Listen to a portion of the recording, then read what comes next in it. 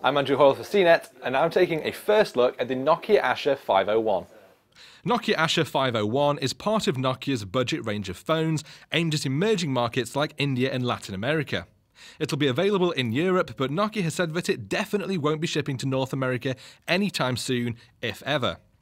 It has a low-resolution capacitive touchscreen, uses 2G data networks only, but it has a fun, vibrant plastic design and a super cheap price tag of $99. If you spent time with any of Nokia's recent phones, the 501 will be quite familiar. It's got a one-piece polycarbonate back that's very reminiscent of the Lumia 520. The back panel is made from one single sheet, so the only seam you'll find on a phone is around the edge of the screen. That help makes it feel very solid and secure.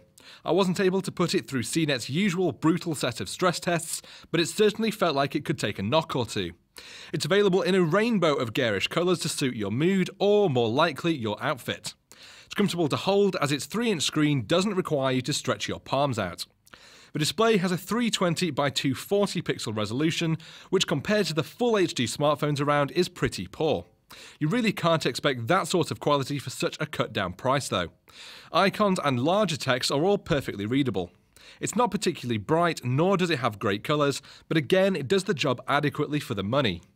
It runs on Nokia's own Asha software rather than the swanky Windows Phone 8 software you'll find on the more premium Lumia range. It looks fairly simple and has a couple of neat tricks up its sleeve, but it won't appeal to those of you after a more refined, feature-rich smartphone experience.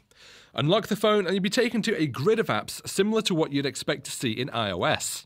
Swipe either side of the apps and you'll see a scrolling activity log displaying recent apps, activities, or recently called contacts.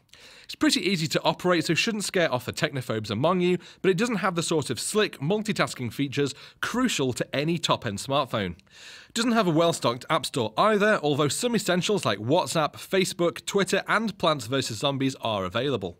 It's probably not going to be a huge issue that a lot of data-hungry apps aren't available, as the 501 only uses 2G networks.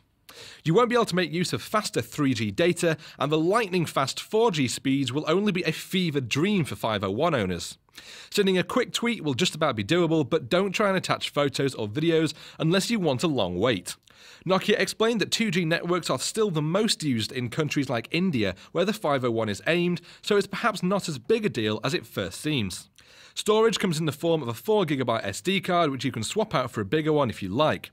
It'll also be available in either a single or dual SIM version if you want to keep 2 SIM cards on board for easier data roaming. Nokia wouldn't say what processor is on board. We know it's not going to be anything impressive, but it seemed just about capable of providing fairly smooth navigation through the Asha software. With its low-end specs, cut-down price and only 2G connectivity, the Nokia Asha 501 really isn't aimed at smartphone purists. Instead, it's aimed squarely at emerging markets like India and Latin America. Its cheap price and sturdy build quality might make it a reasonable option to pick up as an emergency festival phone though. I'm Andrew Hoyle for CNET, and this is the Nokia Asha 501.